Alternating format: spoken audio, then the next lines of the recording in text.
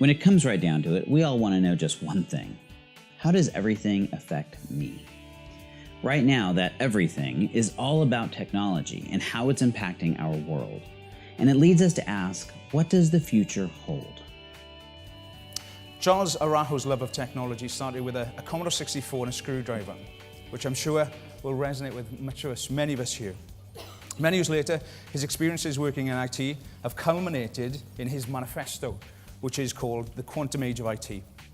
An internationally recognized authority on IT leadership and future of IT, he describes himself as a recovering consultant and an accidental author. When my book came out, this interesting thing started happening. I started getting invitations to speak all over the world, and people started calling me a futurist. I don't know what the future, how do I give someone an answer to a question that I don't know the answer to? That's right, ladies and gentlemen, I'm the proud owner of a crystal ball. And I was so excited when I got this because I thought, finally, I can give people the answer to what the future was going to hold. And when I gaze into my crystal ball, all I see is our world turned upside down. That question, what does the future hold, may never have been more important. We're in a unique time in history. We are coming to the end of the industrial era, and that's not just a phrase. It really represents everything that we understand about how the world works.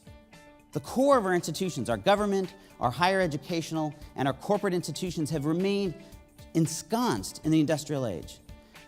The artifices of how they operate have literally not changed in 150 years.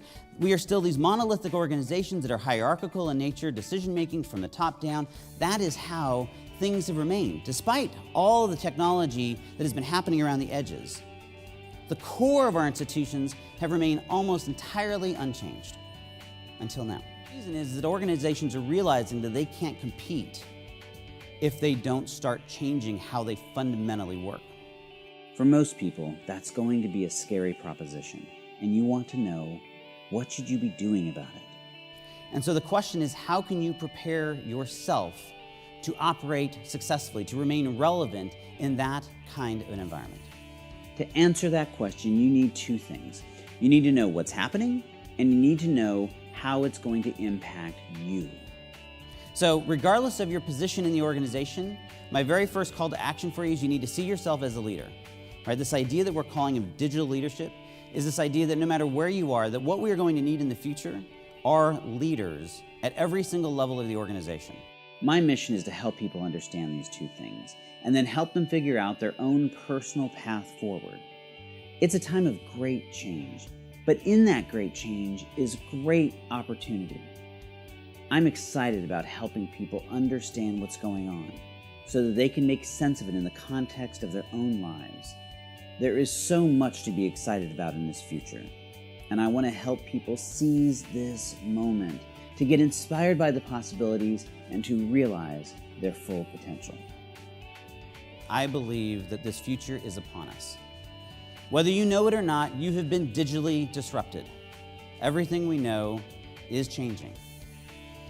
You, my little elephants, have been freed from your post. You must embrace this future. You must seize control of your own destiny, and then ask yourself this one simple question: what am I going to do next?